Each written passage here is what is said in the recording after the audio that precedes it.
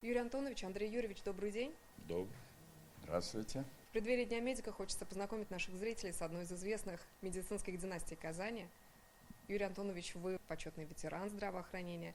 Андрей Юрьевич, вы возглавляете кафедру неотложной медицинской помощи в КФУ.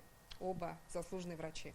Расскажите, пожалуйста, подробнее о вашей медицинской династии. Много ли членов семьи выбрали эту профессию? С кого все началось?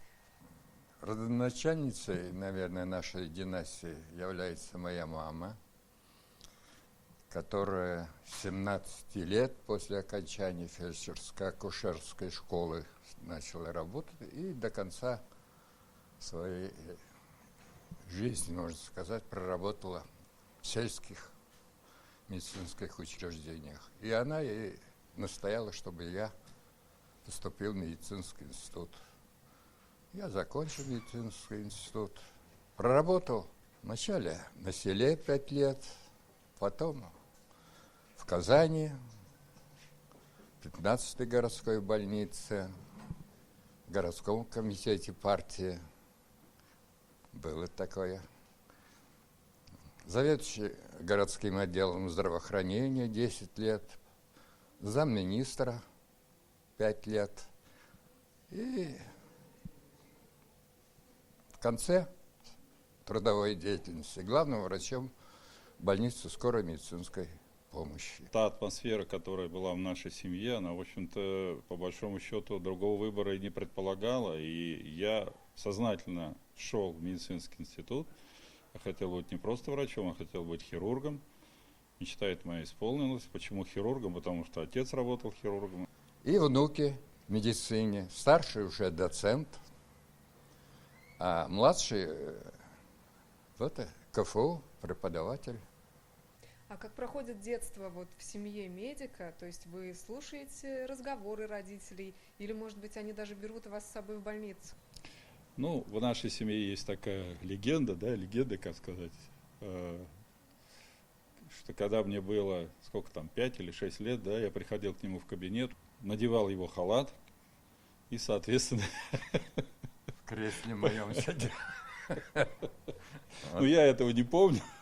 Они вот это вот рассказывали постоянно. То есть, а уже когда стал постарше, действительно, все эти разговоры, все эти переживания ихние по поводу своих пациентов, по поводу каких-то проблем на работе, они, конечно же, не могли не сказаться. Я, в общем-то, в этом потихонечку варился. И мое такое первое детское яркое воспоминание, это, по-моему, 5 или 6 класс был, когда меня впервые взял ночью в больницу, 15-й городскую больницу. Для меня это был, конечно, в определенном смысле шок, но этот шок в хорошем смысле слова повлиял на выбор моей специальности. Юрий Антонович, вы видели, как меняется медицина, в частности хирургия, последние лет, наверное, 40.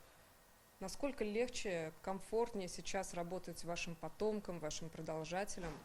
Когда я начал работать, в городе была одна типовая больница. Это 15-я городская больница. РКБ не было, ДРКБ не было, других больниц не было. Финансирование здравоохранения в то время было очень незначительное. И руководители города выходили из положения за счет приспособления строящихся магазинов под поликлиники. Не в каждой поликлинике был рентген-кабинет. Не было электрокардиографов, не говоря уже о том, как сейчас наши медицинские учреждения оснащены современным оборудованием. Нам только остается завидовать нынешнему поколению медицинских работников. Чего пожелаете коллегам в День медика? Прежде всего, здоровья и успехов в работе. Я тоже традиционно врач, и не за здоровье, не может сказать. Здоровье, конечно же, здоровье, терпение, потому что работа тяжелая, непростая. А во многом очень часто приходится жертвовать какими-то личными интересами.